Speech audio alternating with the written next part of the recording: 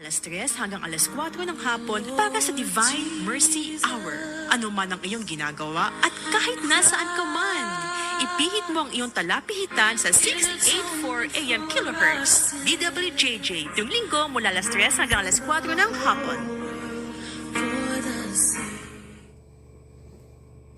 Magandang hapon po mga minamahal na kapatid at narito naman po ang ating programa, ang Divine Mercy Hour na malugod ninahatid sa atin ang Divine Mercy Crusade ng Diocese ng Cabanatuan. Tayo po ay magdarasal na ng ating pong 3 o'clock prayer at ng ating pong Divine Mercy Chaplet. Isama po natin sa ating mga panalangin ang ating pong mga sariling intensyon at mga kahilingan sa mga oras na ito. Idalangin po natin ito sa mabatahan ng awa ng ating Panginoong Jesus. Simulan na po natin ang ating panalangin. In the name of the Father, and of the Son, and of the Holy Spirit. Amen. You died, Jesus, but the source of life flowed up our souls, and the ocean of mercy opened up for the whole world. O fountain of life, immeasurable divine mercy, cover the whole world and empty yourself out upon us. O blood and water, which flowed out from the heart of Jesus as a fountain of mercy for us, I trust in you. Holy God, Holy Mighty One, Holy Immortal One, have mercy on us and in the whole world. Holy God, Holy Mighty One, Holy Immortal One, have mercy on us and in the whole world. Holy God, Holy Mighty One, Holy Immortal One, have mercy on us and in the whole world. Amen. Jesus, King of mercy, I trust in you. Amen. The Chaplet of the Divine Mercy. Our Father, who art in heaven, hallowed be thy name. Thy kingdom come, thy will be done on earth as it is in heaven. Give us this day our daily bread, and forgive us our trespasses, as we forgive those who trespass against us. And lead us not into temptation, but deliver us from evil. Amen. Hail Mary, full of grace, the Lord is with you. Blessed are you among women, and blessed is the fruit of your womb, Jesus. Holy Mary, Mother of God, pray for us sinners, now and the hour of our death. Amen. I believe in God, the Father Almighty, creator of heaven and earth. I believe in Jesus Christ, only Son, our Lord. He was conceived by the power of the Holy Spirit and born of the Virgin Mary. He suffered under Pontius Pilate, was crucified, died, and was buried. He descended to the dead. On the third day he rose again. He ascended into heaven, and seated at the right hand of the Father. He will come again to judge the living and the dead. I believe in the Holy Spirit, the Holy Catholic Church, the communion of saints, the forgiveness of sins, the resurrection of the body and life everlasting. Amen. Eternal Father, I offer you the body and blood, soul and divinity of your dearly beloved Son, our Lord and Savior Jesus Christ, in atonement for our sins and those of the whole world. For the sake of his sorrowful passion, have mercy on us and in the whole world. For the sake of his sorrowful passion, have mercy on us and in the whole world. For the sake of his sorrowful passion, have mercy on us and in the whole world. For the sake of his sorrowful passion, have mercy on us and in the whole world. For the sake of his sorrowful passion, have mercy on us and in the whole world. For the sake of his sorrowful passion, have mercy on us and in the whole world. For the sake of his sorrowful passion, have mercy on us and in the whole world.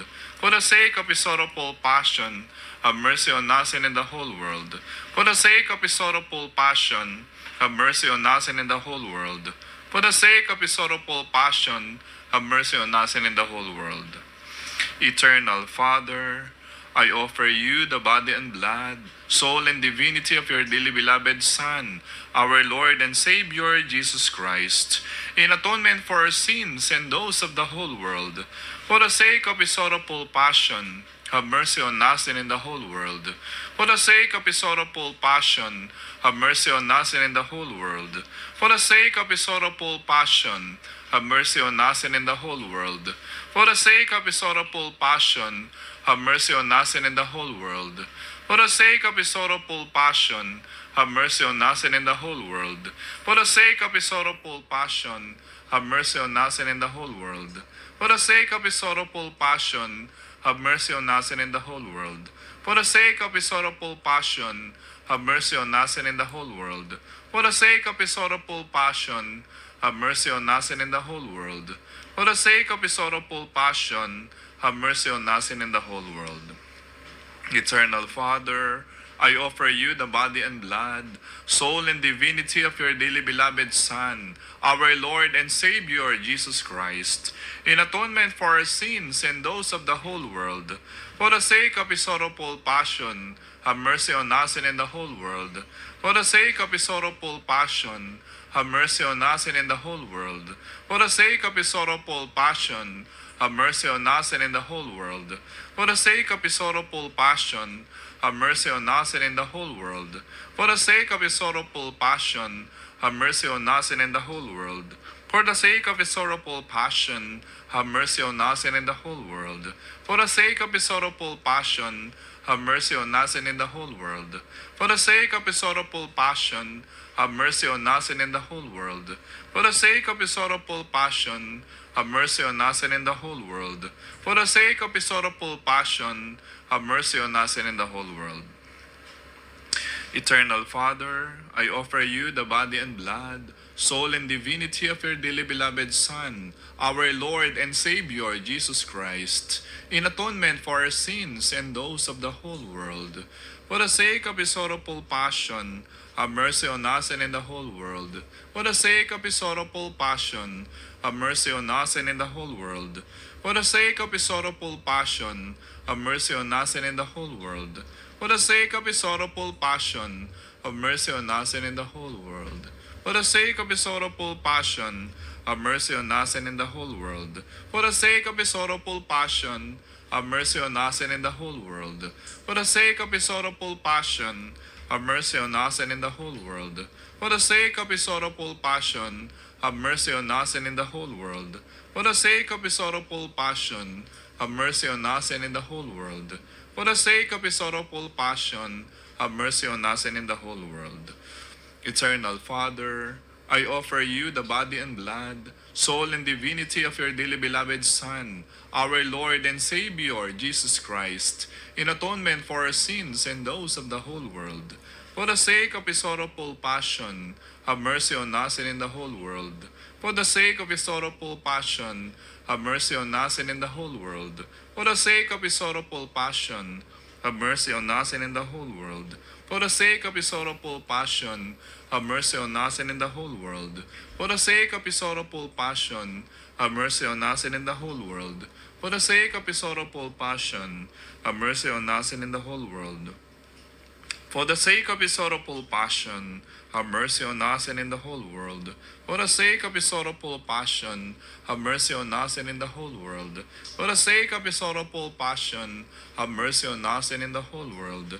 For the sake of his sorrowful passion, have mercy on us and in the whole world. Holy God, Holy Mighty One, Holy Immortal One, have mercy on us and in the whole world. Holy God, Holy Mighty One, Holy Immortal One, have mercy on us and in the whole world. Holy God, Holy Mighty One, Holy Immortal One, have mercy on us and in the whole world. Amen. Jesus, King of mercy, I trust in you. Amen. In the name of the Father, and of the Son, and of the Holy Spirit. Amen. So muli po isang napakagandang hapon mga minamahal na kapatid, at narito na naman po ang ating programa, ang Divine Mercy Hour, na malugod ninihatid sa atin ng Divine Mercy Crusade ng Diocese ng Cabanatuan, at ako pa rin po ang iyong kasama, si Brother John Paul Valino.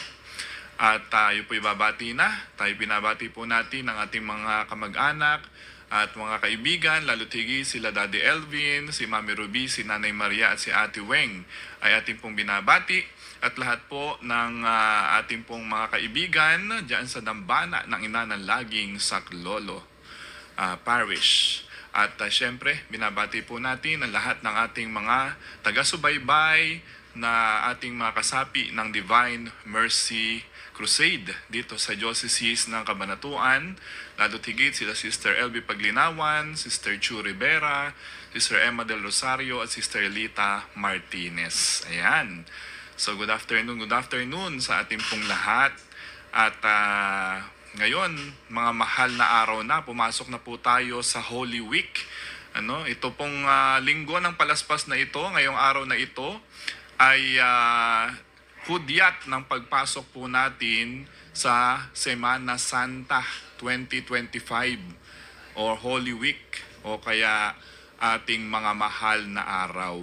Bakit ba tinawag ang linggong ito, simula ngayong araw na ito, ng mahal na araw? Dahil ngayon tayo pinakita ng Diyos ang kanyang pag-ibig, ang kanyang pagmamahal sa bawat isa sa atin, mga kapatid. Kaya itong linggo na ito, simula ngayong Palm Sunday, Domingo de Ramos, ay hudyat ng pagsisimula ng mga mahal na araw.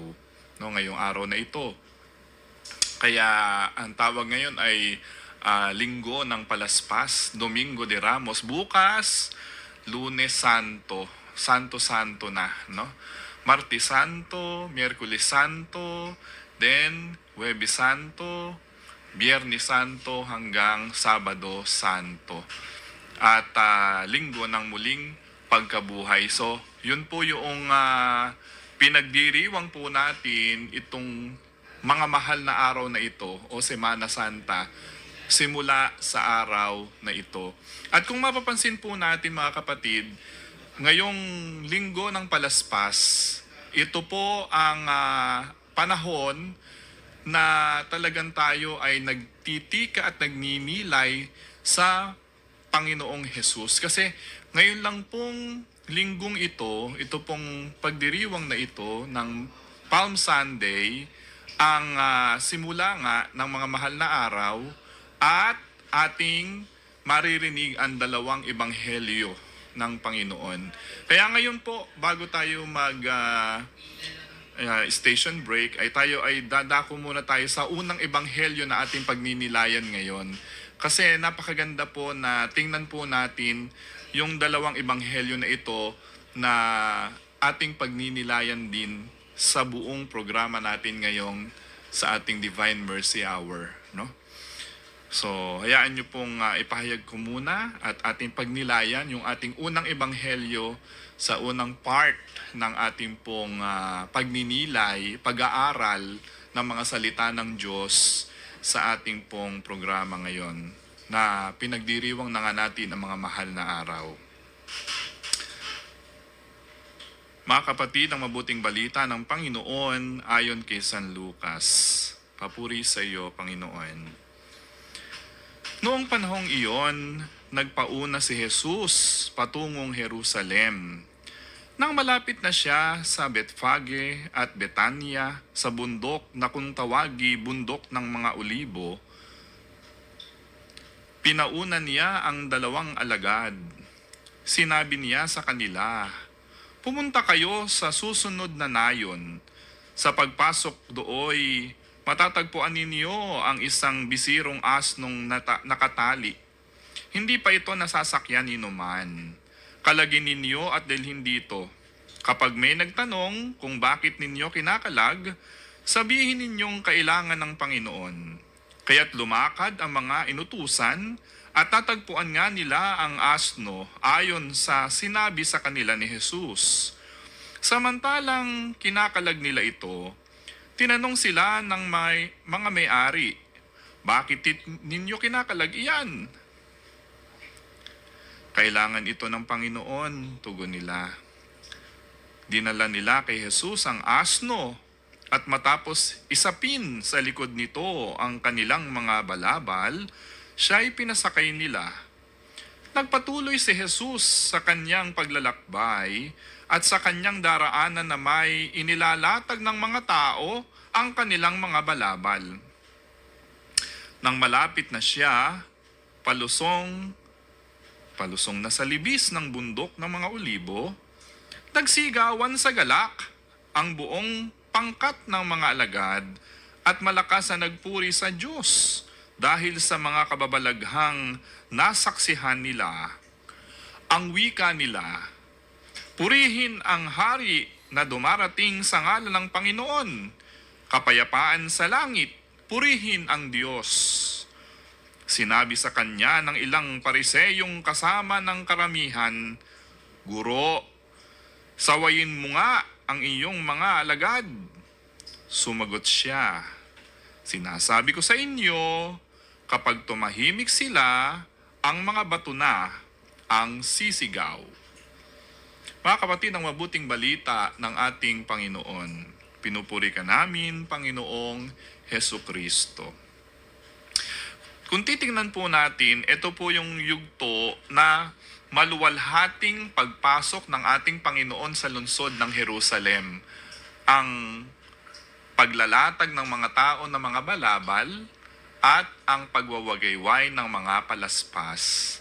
Diyan po natin sa ebanghelyo na ito nakuha yung ating tradisyon na linggo ng palaspas o Domingo de Ramos ngayong araw na ito. No, ang pasimula ng mga mahal na araw o Semana Santa. No?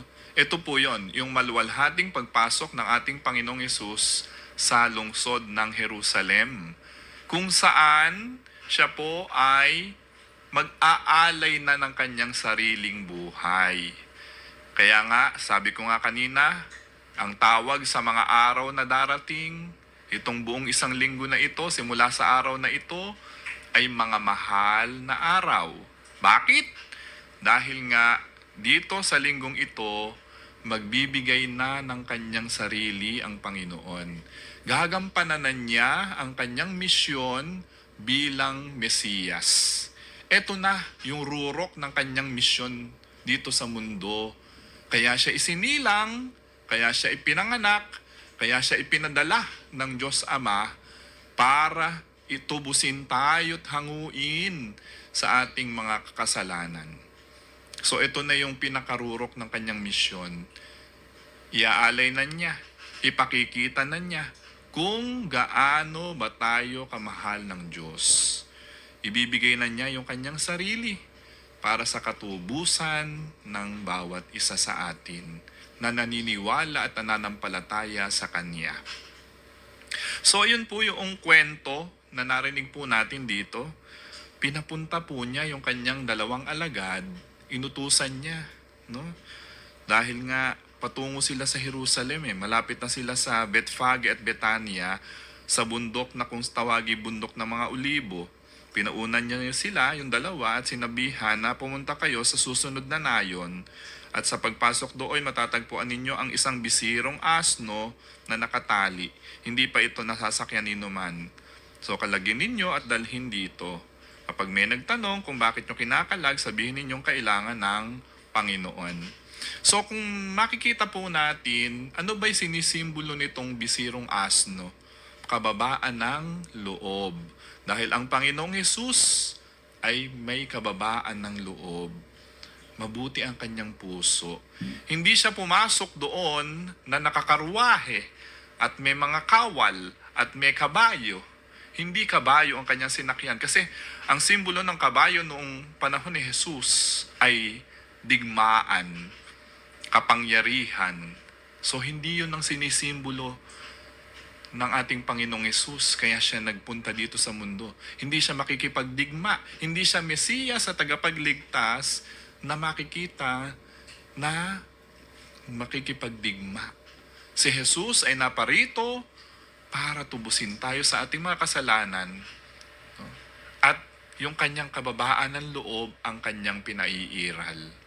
Yung kanyang kabutihan at pagmamahal sa bawat isa sa atin ang kanyang isinasagawa.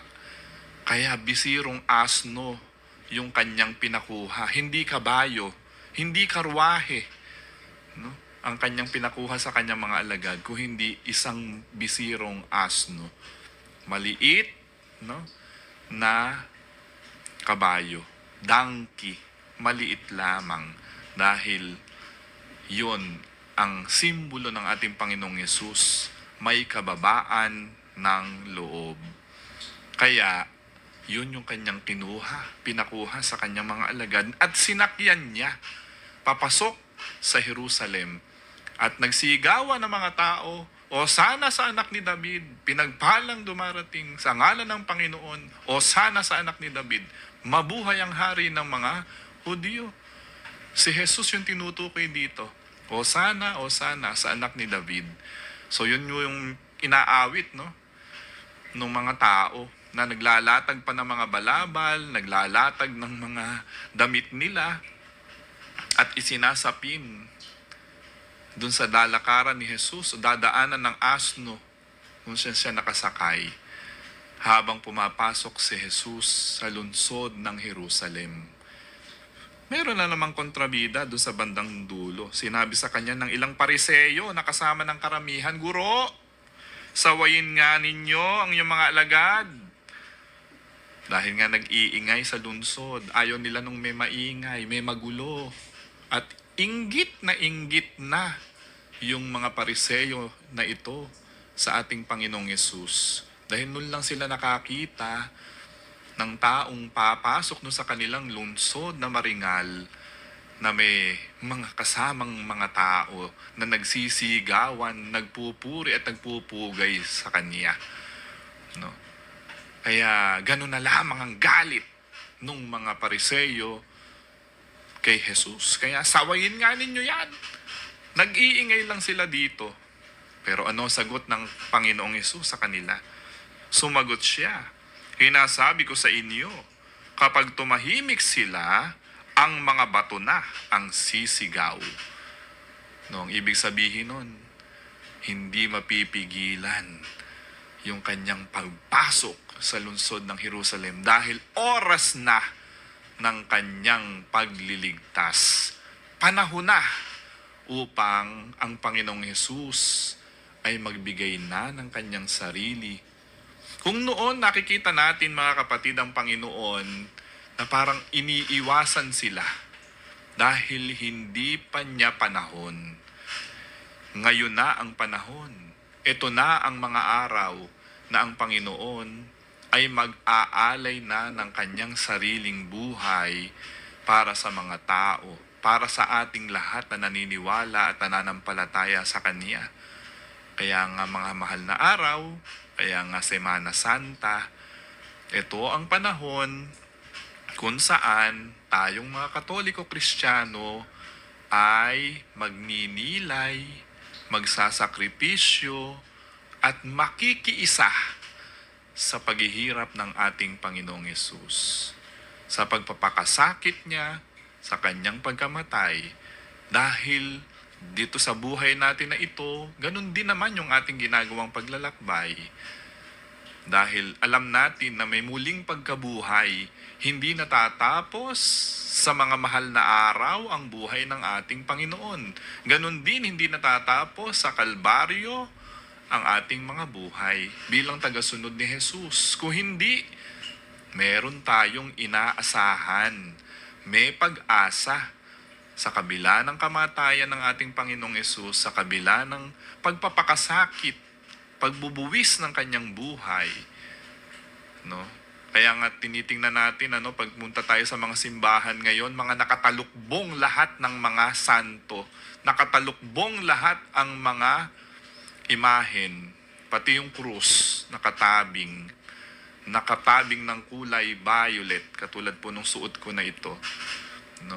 Bakit nakatabing sila? Dahil ang Diyos ay nawala. Ang Diyos ay nagtago. No?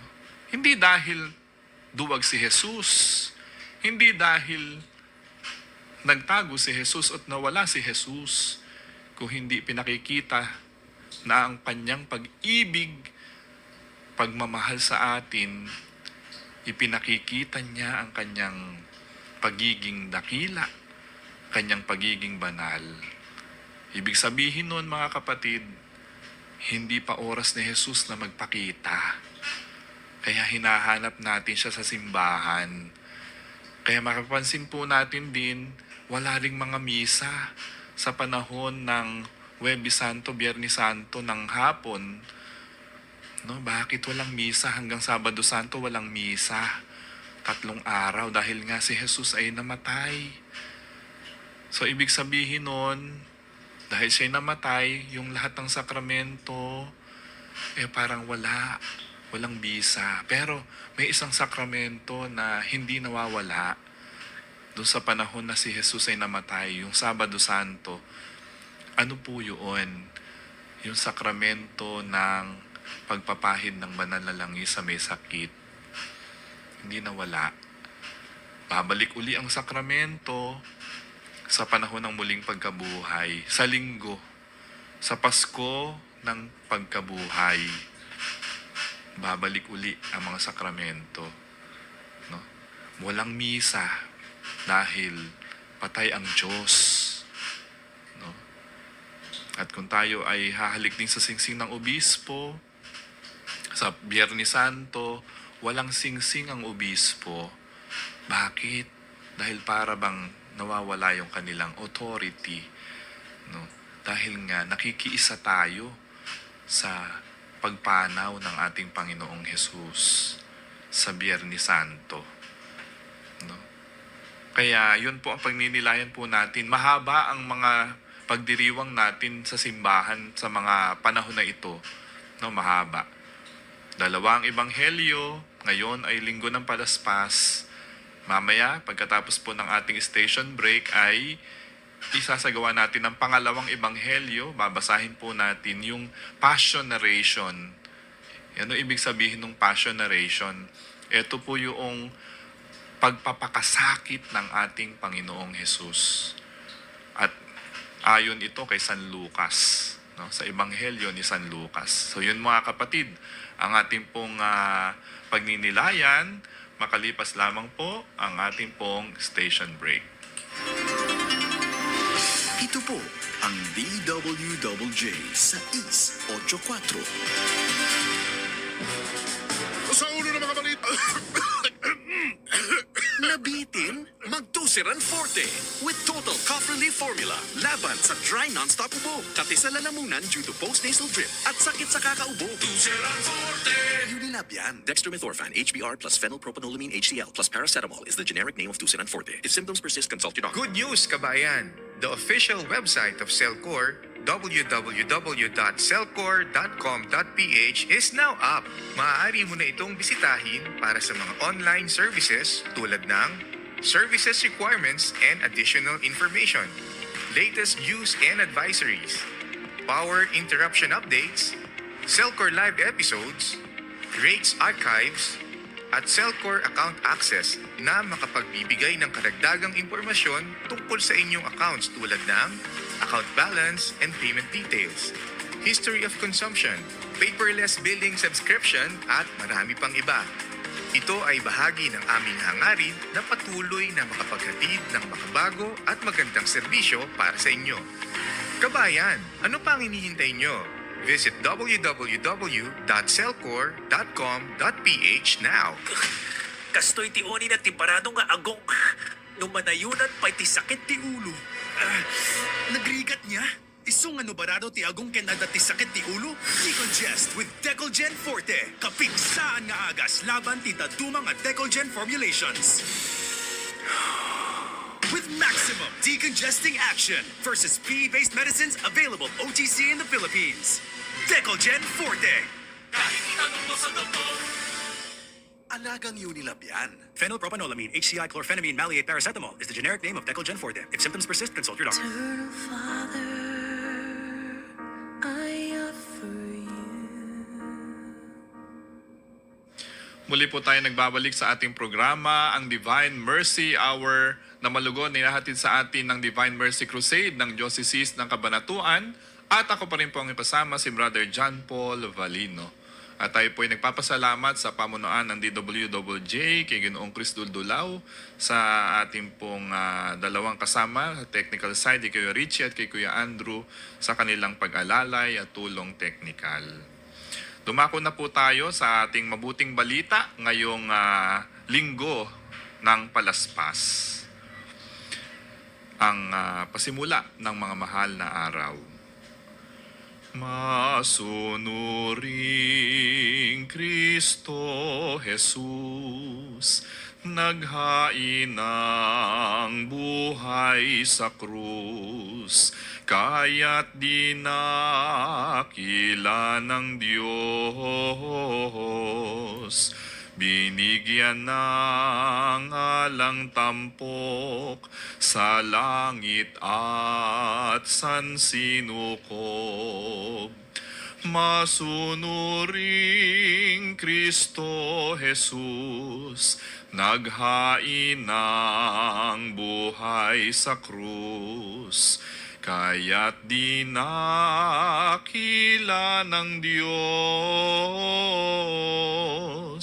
binigyan ng alang tampok sa langit at sansinukob. Ang pagpapakasakit ng ating Panginoong Hesukristo ayon kay San Lucas. Noong panahong iyon, tumindig ang matatanda ng bayan, ang mga punong saserdote at ang mga eskriba. Dinala nila si Jesus kay Pilato. Sinimulan nilang paratangan si Jesus. Ang taong ito ay nahuli naming nanunulsol sa aming kababayan na maghimagsik at nagbabawal ng pagbabayad ng buwis sa Cesar. Pinapaniwala pa niya ang mga tao na siya ang Kristo, isang hari. Tinanong ni Pilato si Jesus, "Ikaw ba ang hari ng mga Hudyo?" Tumugon si Jesus, "Kayo na ang nagsasabi." Sinabi ni Pilato sa mga punong saserdote at sa mga tao, "Wala akong makitang kasalanan sa taong ito." Ngunit nagpilit sila at nagwika. Sa pamamagitan ng kanyang mga turoy, inuudyo kanyang maghimagsik ang buong Hudeya. Nagsimula siya sa Galilea at ngayoy narito na. Nang marinig ito ni Pilato, itinanong niya kung taga-Galilea si Jesus. At nang malamang siya'y mula sa nasasakupan ni Herodes, kanyang ipinadala siya sa taong ito na noon na may nasa Jerusalem.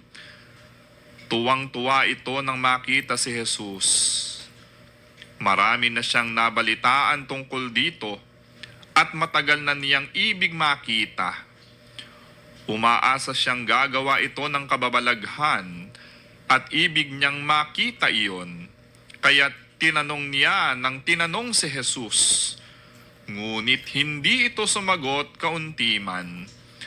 Naroon ang mga punong saserdote at ang mga eskriba na walang tigil ng kakaparatang kay Jesus. Hinamak siya at tinuya ni Herodes, pati ng kanyang mga kawal. Sinuotan siya ng maringal na damit at ipinabalik kay Pilato. At ng araw ding iyon, naging magkaibigan sina Herodes at Pilato, na dati magkagalit.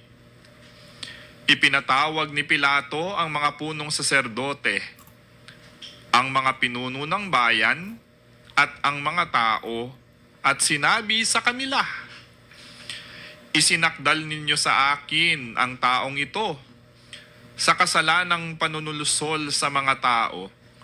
Ngayon, siniyasat ko siya sa harapan ninyo at napatunayan kong walang katotohanan ang mga paratang ninyo sa kaniya.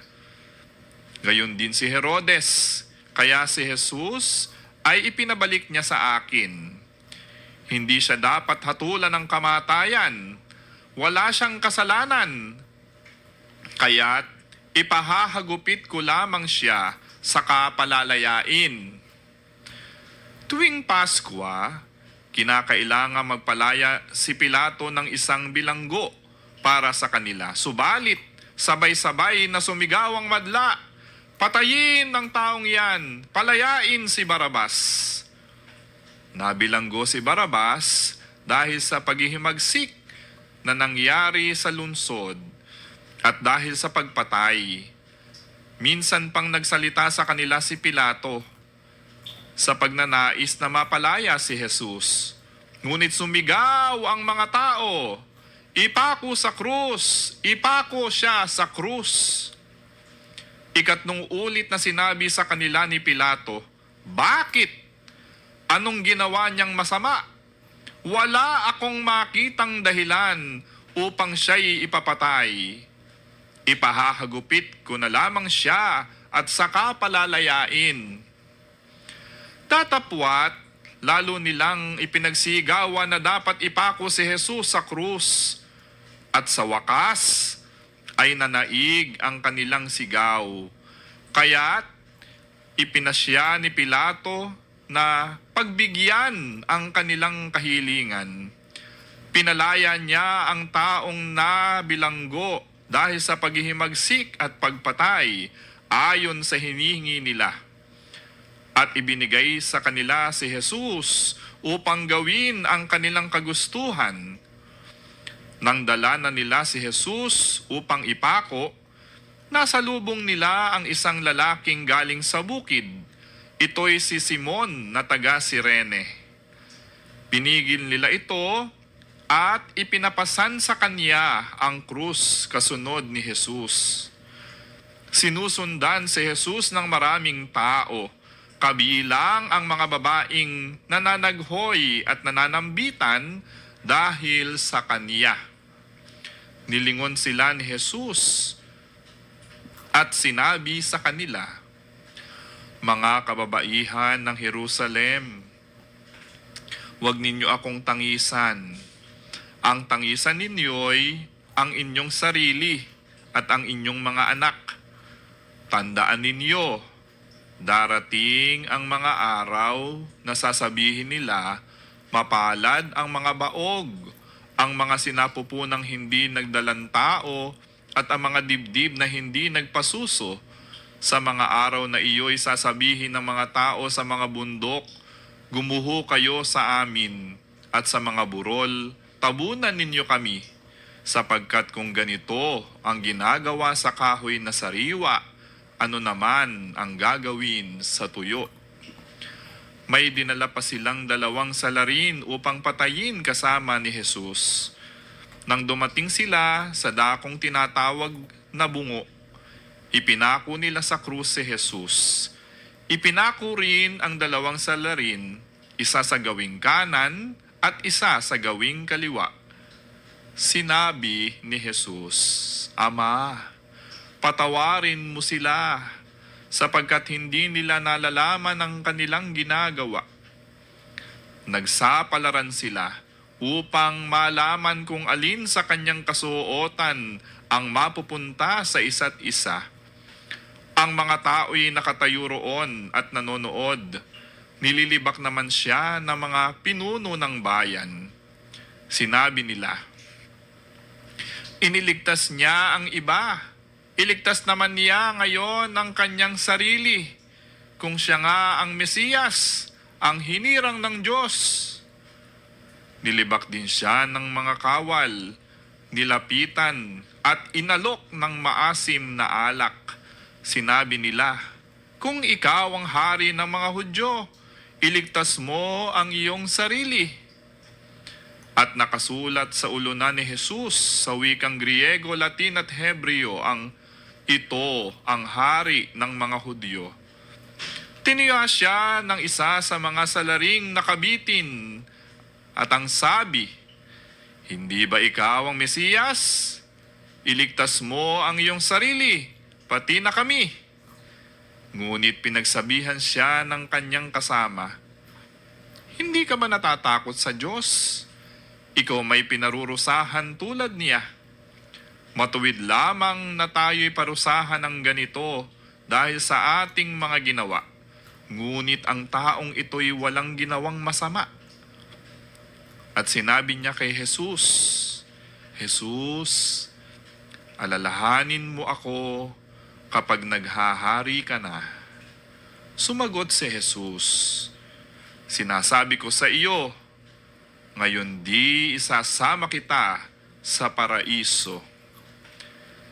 Na mag-iikalabing-2 ng tanghali, nagdilim sa buong lupain hanggang sa 3 ng hapon.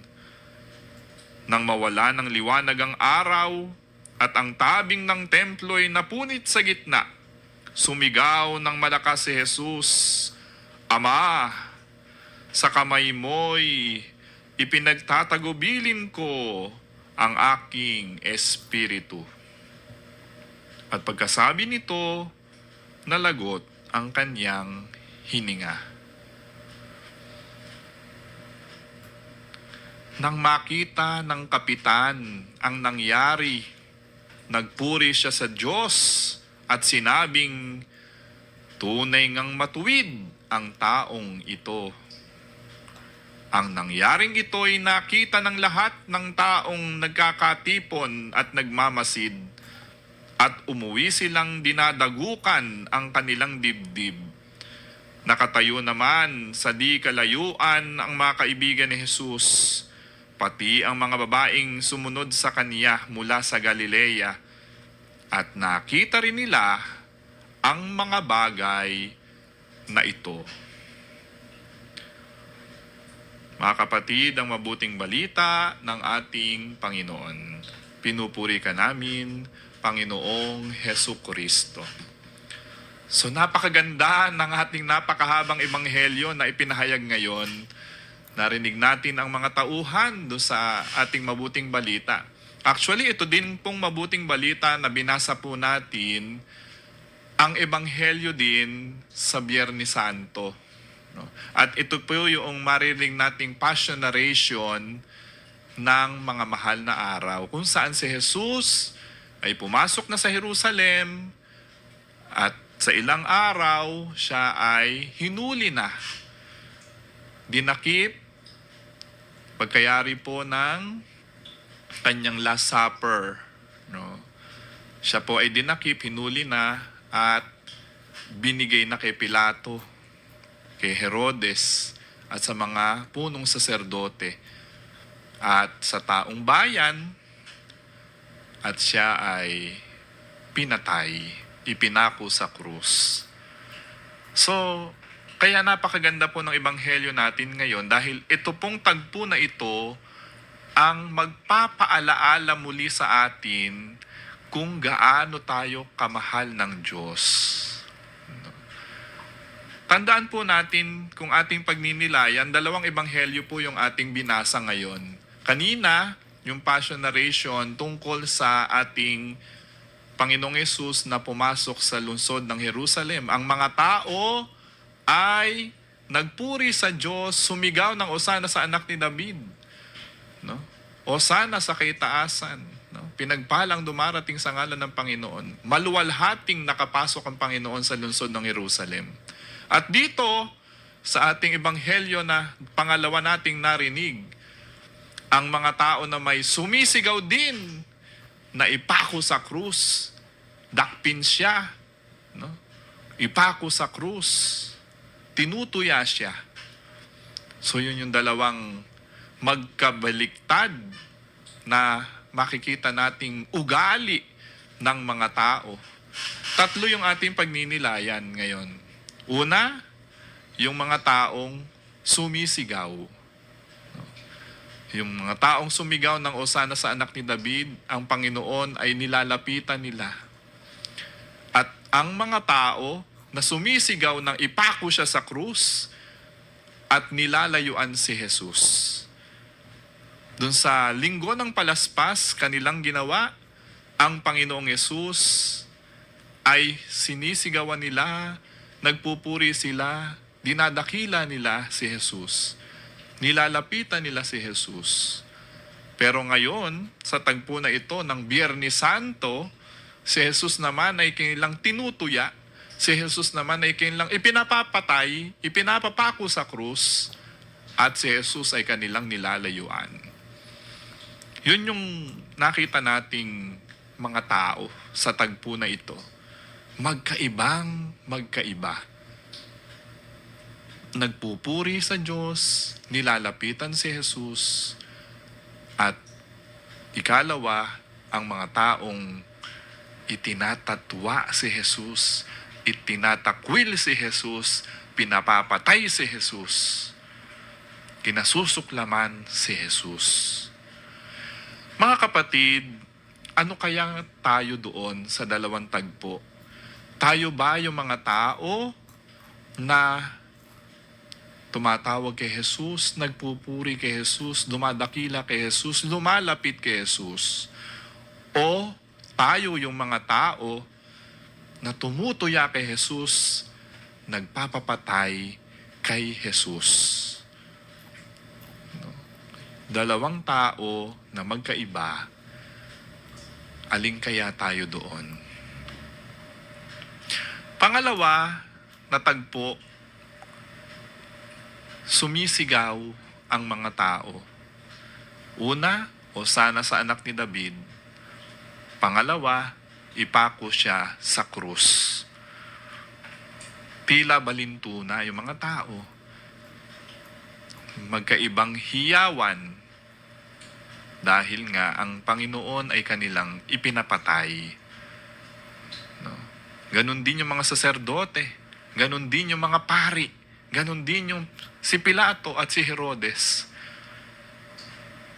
Kung mapapansin po natin yung ating ebanghelyo, walang kasalanan si Jesus ayon kay Pilato at kay Herodes. Kaya lang siya napilitan na ipapatay ay dahil sa udyok ng mga tao. Dahil lamang sa mga taong sumisigaw na ipako siya sa krus. No? Inudyukan lang nila. Pinilit lamang nila na ipapatay si Jesus. Dahil wala namang nakikita talagang kasalanan si Pilato, no, na ginawa ni Jesus.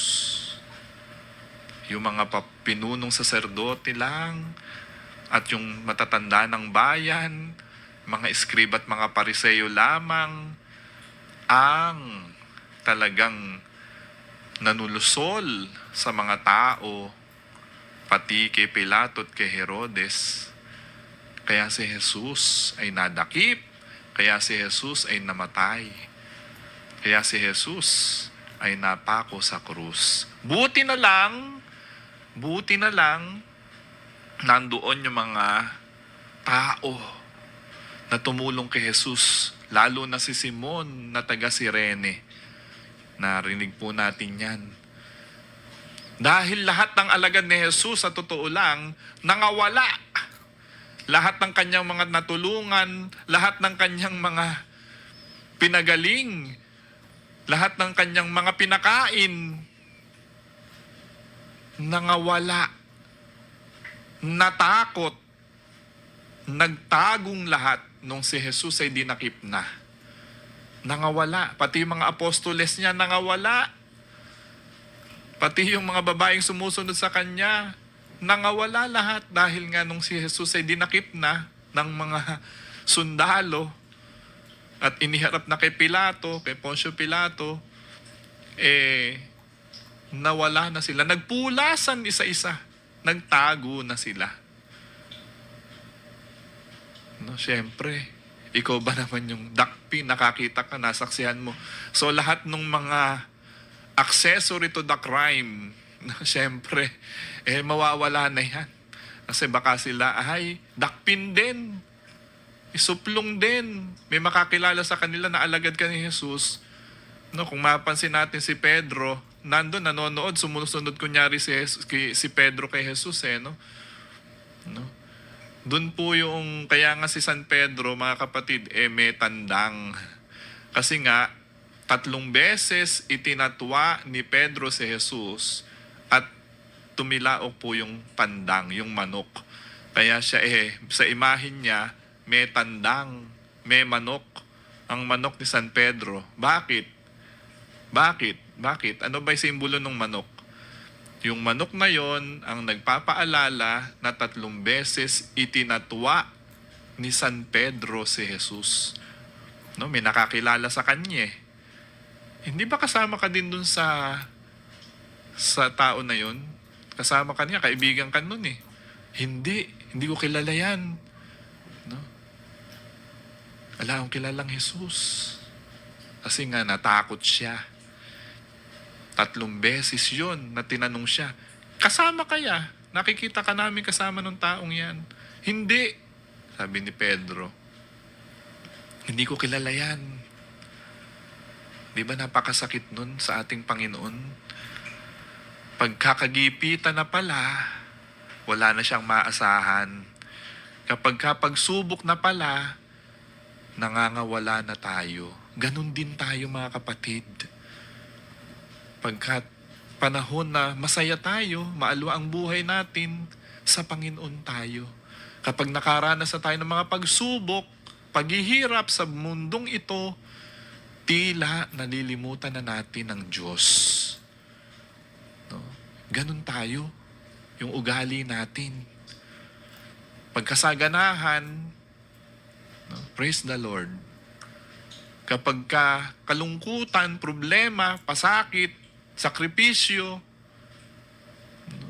Kamatayan, tila nalilimutan na natin ang Diyos. Parang si Pedro, itinatwa yung kanyang kaibigan. Hindi ko kilala yan. Wala akong kilalang ganyan. So, ganun tayo mga kapatid. Kaya, ganun yung mga istorya dito sa ating nabasang ebanghelyo eh. Yung mga tao doon, tila ganun din tayo. Tila ganun din ang ating ugali. No? Kasama natin si Jesus, nananalangin tayo kay Jesus. Pero kapag nakaranas na tayo ng pagsubok, ng suliranin, nawawala na tayo.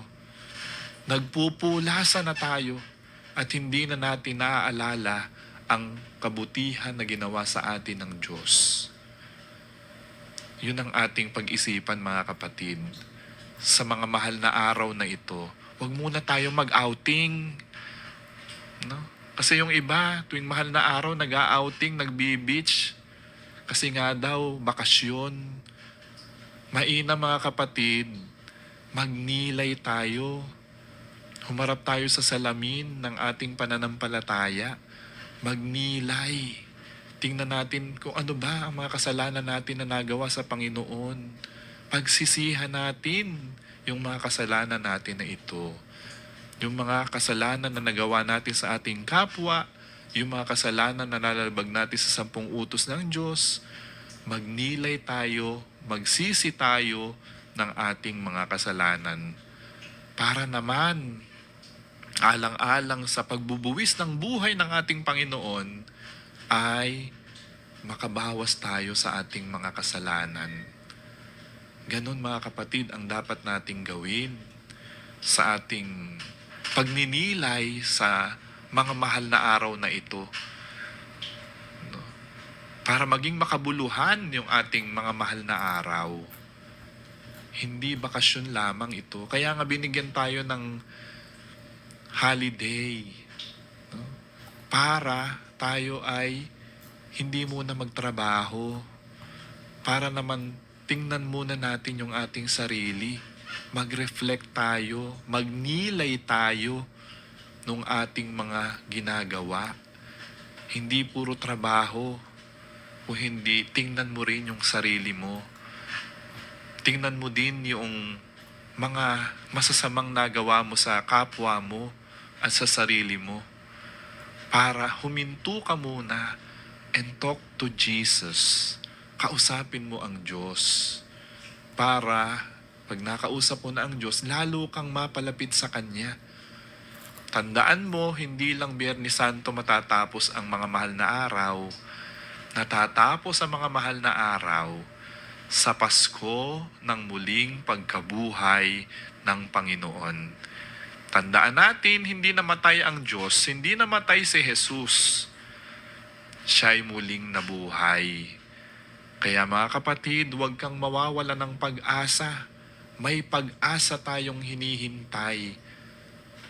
Kahit na marami tayong kasalanang nagawa sa Diyos, tandaan po natin yung kanyang sinabi sa kanyang huling sandali na nakabayubay sa krus, Ama, patawarin mo sila. Hindi nila nalalaman ang kanilang ginagawa. Hindi nila nalalaman ang kanilang ginagawa. Patawarin mo sila, Ama. Huwag mo silang parusahan. Ganon ang Panginoong Jesus. Hanggang sa huling sandali, pagpapatawad pa din sa ating mga kasalanan. Yung kanyang iniisip, yung kanyang iniintindi. Yung kapakanan pa rin natin ang kanyang iniisip. Dahil mahal na mahal tayo ng Diyos. Kaya nga ang tawag sa mga araw na ito ay mga mahal na araw. Dahil sa mga panahon na ito, pinakitang muli ng Diyos yung kanyang pag-ibig, pagmamahal sa bawat isa sa atin. Kaya wag nating kalilimutan yun, mga kapatid. Mahal ka ng Diyos. Mahal tayo ng Diyos. Kaya wag kang mawawala ng pag-asa. May muling pagkabuhay na naghihintay. May bagong pag-asa na ipinagkakaloob sa atin ng Diyos.